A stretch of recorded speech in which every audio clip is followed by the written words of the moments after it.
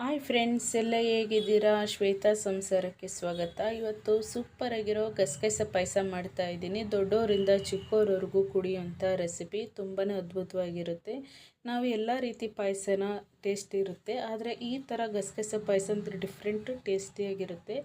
ಬನ್ನಿ ಫ್ರೆಂಡ್ಸ್, ಹೇಗೆ ಮಾಡೋದು ನೋಡ್ಕೊಂಬರೋಣ. ಫಸ್ಟಿಗೆ ನಾನು ಒಂದು ಅರ್ಧ ಕಪ್ ಆಗುವಷ್ಟು ನಾನು ಊಟದಕ್ಕಿನೇ ಇದಕ್ಕೆ ಹುರ್ಕೊಂಡಿನಿ. ನಾನು ಯಾವುದೇ ರೀತಿ ಎಣ್ಣೆ ಹಾಕ್ತಾಯಿಲ್ಲ, ಡ್ರೈ ರೋಸ್ಟ್ ಮಾಡ್ಕೋಬೇಕು. ಒಂದು 10-15 ಬಾದಾಮು, ಒಂದು 10-15 ಗೋಡಂಬಿನೂ ಸಹ ಆ್ಯಡ್ ಮಾಡ್ಕೊತಾ ಇದ್ದೀನಿ. ನಾನು ಗಸಗಸೆ ಎಷ್ಟು ಪ್ರಮಾಣದಲ್ಲಿ ತೋರಿಸ್ತಾ ಇದ್ದೀನಿ, ಸೇಮ್ ಪ್ರಮಾಣದಲ್ಲಿ ನಾನು ಅಕ್ಕಿನೂ ಸಹ ಆ್ಯಡ್ ಮಾಡಿಕೊಂಡು ಡ್ರೈ ರೋಸ್ಟ್ ಮಾಡ್ಕೊತಾ ಇದ್ದೀನಿ. ನಾವು ಕಡಿಮೆ ಉರಿಯಲ್ಲೇ ಇಟ್ಕೊಂಡು ನಾವು ಡ್ರೈ ರೋಸ್ಟ್ ಮಾಡ್ಕೋಬೇಕು.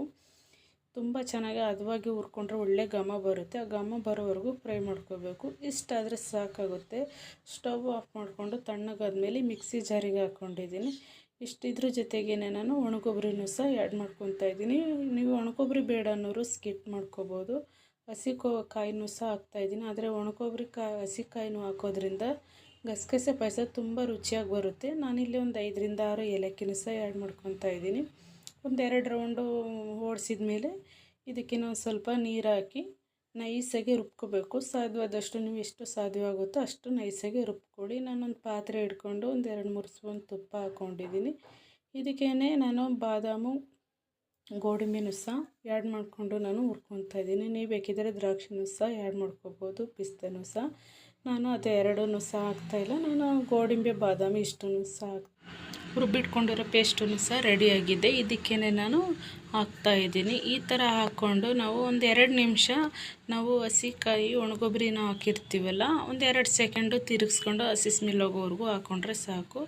ಇಷ್ಟಾದರೆ ಸಾಕು. ನಾನು ಇದಕ್ಕೆ ಮೆಜರ್ಮೆಂಟಲ್ಲಿ ಅರ್ಧ kg ಬೆಲ್ಲ ತೊಗೊಂಡಿದ್ದೆ. ಇದನ್ನು ಕಾಯಿಸೋಕೆ ಇಟ್ಕೊಂಡಿದ್ದೀನಿ. ಶೋಧಿಸ್ಕೊಂಡು ಇದಕ್ಕೆ ಒಂದು 1.5 ಕಪ್ ಆಯಿತು ಬೆಲ್ಲ. ಇದಕ್ಕೆ ಶೋಧಿಸ್ಕೊಂಡು ನಾನು ಇದಕ್ಕೇ ಮಿಕ್ಸ್ ಮಾಡ್ತಾಯಿದ್ದೀನಿ. ನಿಮಗೆ ಕನ್ಸಿಸ್ಟೆನ್ಸಿಗೆ ನೀವು ನೋಡ್ಕೊಳ್ಳಿ, ನಿಮಗೆ ಹೇಗೆ ಬೇಕೋ ಹಾಗೆ ಮಾಡ್ಕೊಳ್ಳಿ. ಹಂಗಂದರೆ ಎಲ್ಲ ಥರದ್ದು ಪಾಯಸದ ಥರನೂ ಅಲ್ಲ. ಇದು ಒಂದು ಸ್ವಲ್ಪ ತೆಳುವಾಗಿದ್ರೇ ಕುಡಿಲಿಕ್ಕೆ ಚೆಂದ, ಟೇಸ್ಟು ತುಂಬಾ ಚೆನ್ನಾಗಿರುತ್ತೆ. ಮಕ್ಕಳಿಗಂತೂ ತುಂಬಾ ಖುಷಿ ಈ ಥರ ಪಾಯಸ ಮಾಡಿಕೊಡ್ರಂತೂ. ಹಬ್ಬ, ಬರ್ತಡೇ, ಏನಾದರೂ ಒಂದು ವಿಶೇಷವಾದ ಪೂಜೆ ಇದ್ದರೆ ಈ ಥರ ಒಂದು ಪಾಯಸನ ಮಾಡಿ ತುಂಬ ಅದ್ಭುತವಾಗಿರುತ್ತೆ. ನೆಂಟರು ಗೆಸ್ಟೆಲ್ಲ ಬಂದಾಗಲೂ ಚೆನ್ನಾಗಿರುತ್ತೆ. ಅವರಿಗೆಲ್ಲ ಒಂದೊಂದು ಕಪ್ ಕೊಟ್ಟರೆ ನಿದ್ದೆ ಬರಲ್ಲ ಅನ್ನೋರಿಗೆ ನಿದ್ದೆನೂ ಸಹ ಬರುತ್ತೆ. ತಂಪು ಕೂಡ. ಈ ಕುದಿ ಬಂದಿದೆ. ಇಷ್ಟು ಕುದಿ ಬಂದಮೇಲೆ ನಾನು ಒಣಕೊಬ್ಬರಿನೂ ಸಹ ಸೇರಿಸ್ತಾ ಇದ್ದೀನಿ.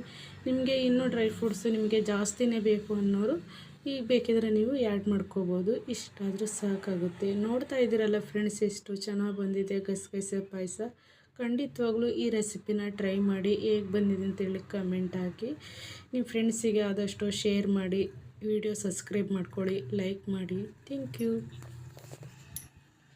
ಬೌಲಿ ಸರ್ವ್ ಮಾಡ್ತಾಯಿದ್ದೀನಿ. Thank you.